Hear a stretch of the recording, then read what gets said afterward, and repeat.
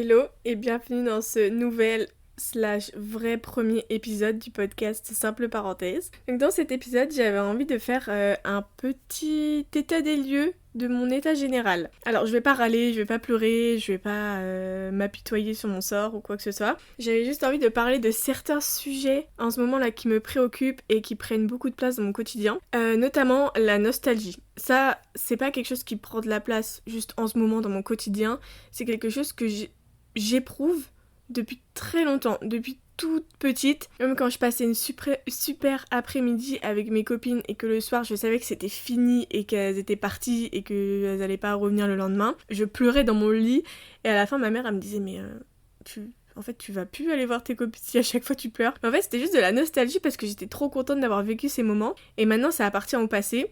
Alors depuis, j'ai vécu beaucoup d'expériences différentes, j'ai fait plein de choses, j'ai vu plein de choses, j'ai rencontré plein de personnes et j'ai fait beaucoup d'après-midi avec mes copines où c'était trop bien. Et parfois ça m'arrive de phaser pendant des dizaines de minutes, voire même plus d'une heure, sur un moment de ma vie bien précis et je vais me remémorer tout ce que j'ai pu vivre à ce moment-là. C'était pas forcément sur une après-midi, mais peut-être sur plusieurs jours ou avec les mêmes personnes, etc. Et je vais éprouver énormément de nostalgie et après je vais revenir au moment présent et ça va me faire tout drôle comme si j'avais pu revivre ces moments-là alors que c'est pas possible vu qu'ils appartiennent au passé. Mais avec la nostalgie, les souvenirs et la mémoire, je crois qu'on peut se le permettre en fait du coup de revivre ces moments du passé. Et je trouve ça trop bien, sauf que des fois c'est un peu triste quoi parce que tu te dis ah j'ai vécu ça à tel moment, c'était trop bien mais c'est fini, je vais pas pouvoir le revivre et ça me fait ça en repensant à mes débuts en Nouvelle-Zélande, je me dis comment c'est possible que ce soit passé si vite, un an c'est trop rapide, mais en même temps quand tu fais ce que t'aimes et quand t'es trop heureuse dans ton quotidien, c'est normal que ça passe vite. Et donc, en repensant à mes débuts en Nouvelle-Zélande, j'aurais jamais pu imaginer tout ce qui allait m'arriver cette année-là, et j'aurais pas aimé qu'on me le prédise. Mais du coup, la nostalgie, je l'éprouve déjà en repensant à ces moments, même je l'éprouvais déjà en repensant à des moments que j'ai vécu juste quelques semaines plus tôt, quoi. Donc, ça rend fière d'avoir vécu tout ça, et ça rend aussi très nostalgique. Et donc, en ce moment, je suis dans ma période où la Nouvelle-Zélande, ça fait déjà un an que j'y suis. J'y reste un peu plus longtemps parce que j'ai prolongé mon séjour, j'étais pas prête à rentrer tout de suite. Mais le retour approche et en début d'année, en janvier, j'ai dû prendre la décision du coup soit de rester ou de rentrer. J'ai pris la décision de rentrer en France parce que d'autres projets m'y attendent. Donc mon esprit est déjà un petit peu partiellement en France parce que j'ai dû faire des recherches pour mon projet, j'ai dû faire des CV, etc. Enfin, j'ai fait énormément de choses pour mon retour en France. Donc mon esprit était déjà ailleurs et n'était plus en Nouvelle-Zélande à vivre à 100% mon expérience. Et donc cette prise de décision, ça amène aussi à des questionnements parce qu'on se dit mais est-ce que j'ai bien fait de prendre cette décision? Est-ce que je vais pas regretter d'être rentrée en France? Est-ce que je vais pas être trop triste et me dire mais c'est la pire décision que t'aies prise de ta vie? Je ne pense pas, il n'y a pas de mauvaise décision. Si on prend la décision, c'est qu'on doit la prendre un moment et qu'elle nous apportera forcément des choses positives.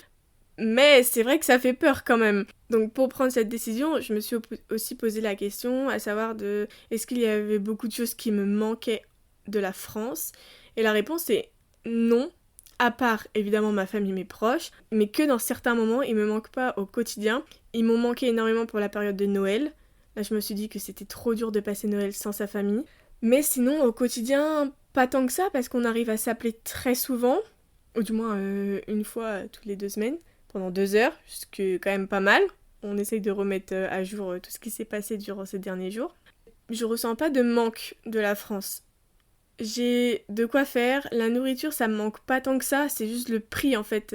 Si je veux manger comme une française, je vais acheter du fromage, je vais acheter du pain, mais je vais pas acheter du pain de mie, je vais acheter du vrai pain, du pain croustillant, etc. Donc il faut aller dans des boulangeries. Et encore ici, quand tu vas dans des boulangeries, tu trouves du pain de mie. D'accord. Mais c'est ça, en fait la Nouvelle-Zélande, elle a énormément de culture gastronomique, alors pas d'elle-même, c'est juste importé, comme il y a énormément d'immigration, il y a beaucoup de nourriture asiatique, américaine, européenne, etc. Mais la Nouvelle-Zélande en tant que telle, elle a pas grand-chose pour elle niveau gastronomie. Bon, elle a d'autres points positifs, hein, mais là-dessus, c'est vrai qu'il n'y a pas grand-chose. Donc, en soi, je peux manger comme une Française, ça va pas trop me dépayser. Le fromage me manque, mais c'est juste le fait de pouvoir l'acheter sans vendre un rein à côté qui me manque. Mais sinon, j'en achète de temps en temps, évidemment. Bon, maintenant, j'ai plus de rein, donc j'en achète plus, mais voilà. Et donc, quand j'ai pesé le pour et le contre pour rester vivre en Nouvelle-Zélande et rentrer en France, je me voyais pas non plus rester vivre en Nouvelle-Zélande pour plusieurs raisons. Parce que la Nouvelle-Zélande est hyper connue pour les road trips. Donc tous les PVT qui viennent ici partent en road trip. Et donc pour s'intégrer et devenir amis avec des personnes, c'est très compliqué parce que c'est que temporaire. Donc on va rencontrer des personnes qui vont partir un mois après pour un road trip pendant 4 mois et puis tu les reverras plus. L'autre option, c'est de s'intégrer à un groupe néo-zélandais, mais je trouve que c'est hyper difficile en tant qu'étranger de s'intégrer dans un groupe déjà formé de locaux. Alors ici, ils sont très sympas, ils vont être vachement friendly à dire « Ah, j'adore ta tenue, j'adore tes chaussures, j'adore ta coiffure ». Ils vont me faire plein de compliments comme ça, mais ça va jamais être profond. Ça va juste être un petit peu de la surface, je trouve. Donc ça, c'est ce qui me manque un peu de la France, parce qu'en France, on n'est pas trop focus, on n'est pas vraiment dans les apparences à dire ah j'adore, t'es trop belle, nanana. Et donc en Nouvelle-Zélande, j'ai l'impression que c'est un peu plus compliqué d'avoir de vraies relations amicales. Je l'ai pensé aussi au Québec, mais là, ils étaient pas plus que ça friendly, ils étaient juste dans leur coin, et ils avaient beaucoup d'étrangers autour d'eux, donc je sais pas si ils aimaient vraiment être autant entourés d'étrangers que ça. Donc ça, c'est compliqué aussi de faire des amis à l'étranger. Mais ça se fait. Je l'ai déjà fait, ça se fait, mais c'est compliqué de les garder et de les avoir tout le temps à côté de soi, quoi. C'est pas un groupe que tu vas pouvoir côtoyer très souvent, sortir tous les week-ends, etc. Ou alors si, mais sur une courte période. Il y a aussi le fait que la Nouvelle-Zélande se soit loin de tout. À part si tu veux rester en Océanie et que tu veux aller en Australie, aux îles Fidji ou dans des îles dans le Pacifique, ok, mais à chaque fois tu vas devoir prendre l'avion. Après, quand tu es en Nouvelle-Zélande, tu visites le pays, mais une fois que tu as visité tout le pays, bah tu te dis bah ça y est, j'ai fait le tour, maintenant je pourrais peut-être aller ailleurs.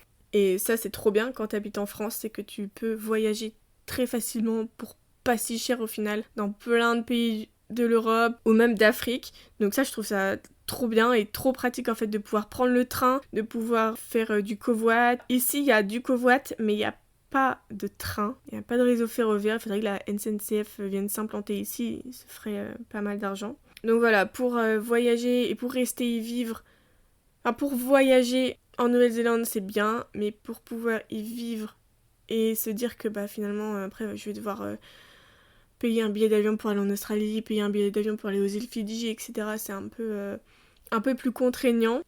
Et puis je vais pas pouvoir rester au pair pendant 10 ans. Cette expérience de travail, elle a une date d'expiration. C'est dommage, je sais, parce que au final, j'ai pas beaucoup de contraintes horaires. C'est hyper facile de demander des week-ends. On m'a dit, bah là, tu pars en road trip un peu quand tu veux. Donc, bah, franchement, j'accepte, hein, merci. C'est trop bien, en fait, quand tu veux voyager. Et d'être au pair, je trouve que c'est le combo parfait. Après, si j'avais voulu aussi vraiment rester y vivre en Nouvelle-Zélande, j'aurais pu le faire. Et je peux encore le faire, mais voilà, ma décision est prise. Mais c'est assez compliqué parce que avoir un PVT c'est simple. Tu payes ton PVT, tu l'as quelques jours après. Si tu veux rester un peu plus longtemps, tu fais comme moi, tu fais une demande de visiteur visa ou alors une extension de PVT de 3 mois si t'as travaillé plus de 90 jours dans une ferme, je crois que c'est un truc comme ça. Dans une ferme, agriculture, dans ce domaine-là. Et après, si tu veux vraiment rester y vivre, il faut que tu aies une accréditation avec un employeur NZ et il faut qu'il prouve qu'il ait vraiment besoin de toi et qu'il peut pas embaucher quelqu'un de Nouvelle-Zélande directement et donc ça coûte assez cher et peu d'employeurs le font. Donc franchement c'est pas quelque chose de très répandu, mais si t'as vraiment envie de le faire et vraiment envie de rester y vivre, c'est quand même une option à envisager. Donc voilà, au final, j'ai quand même pris la décision de rentrer en France, même si il y a une chose qui me manquera énormément de la Nouvelle-Zélande, c'est le côté hyper friendly en fait, hyper ah bonjour, ah salut, comment tu vas et il n'y a pas de vouvoiement. En France, ça c'est quelque chose que je supporte de moins en moins, c'est le vouvoiement. C'est pas de mon avis en tout cas.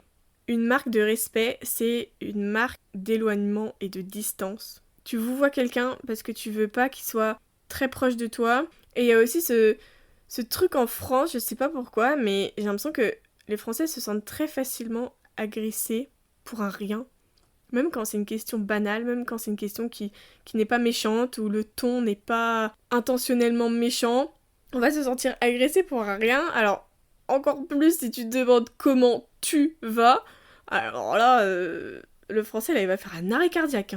Donc voilà, ça c'est quelque chose qui me manquait du Québec, parce que même là, au Québec, on parlait français, mais tout le monde se tutoyait. Et en France, tout le monde se vouvoie, tout le monde est très distant les uns des autres. C'est très... Ouais, chacun reste à sa place, quoi. On n'est pas très friendly entre nous. Sauf que c'est dommage, en fait. C'est bon, juste péter un coup, tout va bien se passer, quoi. C'est pas parce que quelqu'un te tutoie qui te manque de respect. Bon.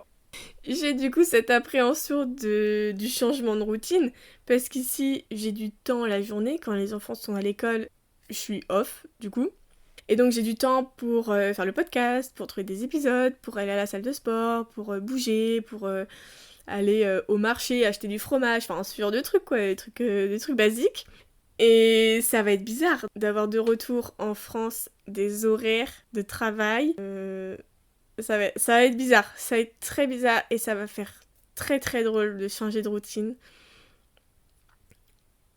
Mais ça va être une nouvelle vie quoi au final. Tout recommencer encore ailleurs et dans une nouvelle ville. Parce que voilà, l'expérience à l'étranger, elle est géniale. Et partir à l'étranger, ça peut être difficile pour certaines personnes. Pour moi, ça l'a pas été. Partir en Nouvelle-Zélande, ça l'a pas été. Mais c'est le fait de rentrer qui est très compliqué. C'est un truc dont on n'anticipe pas forcément la venue parce qu'on se dit, déjà c'est compliqué de quitter sa famille, quitter sa vie, quitter sa routine, quitter son travail, quitter son appartement, sa maison. Mais après toute l'expérience que tu vas vivre en tant que PVT, en tant que PVTiste, après ça va être horrible de rentrer. Après tu vas te dire mais comment je vais faire pour retrouver une vie aussi bien quoi. Enfin, moi c'est la question que je me pose. Après je me dis mais comment ça va être possible d'apprécier le quotidien en ayant vécu des road trips, des randonnées sur des volcans, je sais pas, aller au ski quand tu veux, aller à la mer quand tu veux, faire un mois de road trip et voir des paysages incroyables. Enfin, après, on peut quand même continuer à le faire en France, c'est sûr, mais une fois que t'es dans ta routine de travail en France, c'est plus compliqué. Parce qu'il faut partir en week-end, il faut demander une semaine de vacances, enfin voilà, c'est juste le travail quotidien, quoi. Donc ouais, ça c'est une question que je me pose. Je vais quand même apprécier la vie parce que je vais apprécier ce dans quoi je vais travailler, mais ça va être un gros changement et une petite claque, je pense. Une petite moyenne claque. Donc voilà, pour revenir un petit peu au sujet principal, c'est que du coup mon retour approche de plus en plus et de plus en plus vite. Et là déjà, rien que d'y penser, ça me donne envie de pleurer. De penser au fait de quitter la famille, de penser au fait de quitter le pays, de se dire que je vais rentrer en France. Ça me donne déjà envie de pleurer. J'en fais même des rêves où j'en pleure. Mais après voilà, c'est aussi pour plein de raisons. Et il n'y a pas de pays parfait. Sinon tout le monde irait y vivre. Ce qui est logique. J'avais entendu ça dans la vidéo d'Andy et je relate ce qu'elle dit. Donc il n'y a pas de pays parfait. Sinon voilà, tout le monde irait habiter dans celui-là. Et aussi le fait que quand tu pars une fois à l'étranger, tu peux plus avoir tout ce qui te plaît au même endroit. Tu peux plus avoir ta famille et tes amis au même endroit parce que tu te seras fait des amis à l'étranger. Tu auras plus la nourriture parce que tu auras trop kiffé aller au McDo au Québec manger une poutine. Alors qu'en France, dans le McDo, il n'y a pas de poutine. Tu pourras plus voir tel et tel paysage, mais t'en verras des différents. Et c'est ça en fait, tu pourras plus avoir tous les gens que t'aimes au même endroit. Quand tu pars une première fois, je pense que t'as envie d'après de repartir. Quand tu prends le goût du voyage et le goût de tout recommencer à zéro, t'as envie de le refaire encore et encore. Mais après, c'est pas une situation tenable sur 40 ans. Peut-être qu'à un moment, j'aurais envie de me poser et juste de me dire, bah voilà, là c'est bon, je vais rester pour les 10, 15 prochaines années de ma vie au même endroit. Je sais pas. Je vais quand même pouvoir continuer de voyager, de partir, du coup, parce que comme je disais, en France, il y a tout à côté, c'est super simple. On peut aller à Londres, on peut aller en Suisse, on peut aller en Espagne. Il y a plein de choses à visiter en Europe.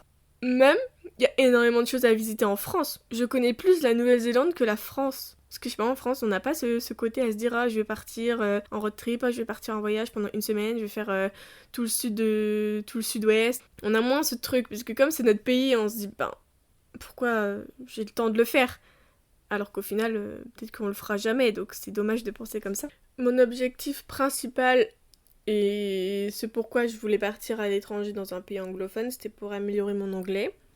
Et quand on s'améliore en anglais, il y a toujours un moment où on stagne un peu, on a même l'impression de régresser, et c'est à ce moment-là qu'il faut continuer et ne pas lâcher et persévérer et continuer à parler, continuer à écrire, continuer à lire en anglais.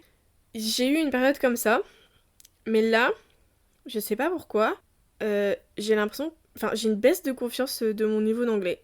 Peut-être parce que je parle français aussi à côté, peut-être parce que j'arrive pas trop des fois à parler anglais avec la famille, avec les enfants et tout ça, c'est parfois compliqué quand ils coupent la parole ou quand ils crient dans ton oreille, compliqué de comprendre ce qu'on te dit.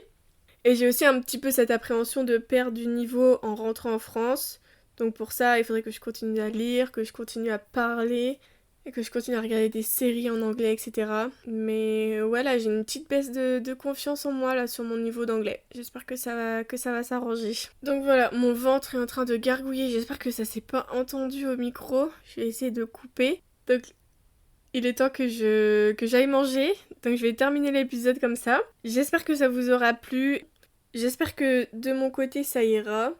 Et que je vais pas être trop triste durant les prochaines semaines parce que j'ai quand même envie de profiter un max et de pas me dire oh tu rentres, non c'est bon, tu rentres pas tout de suite.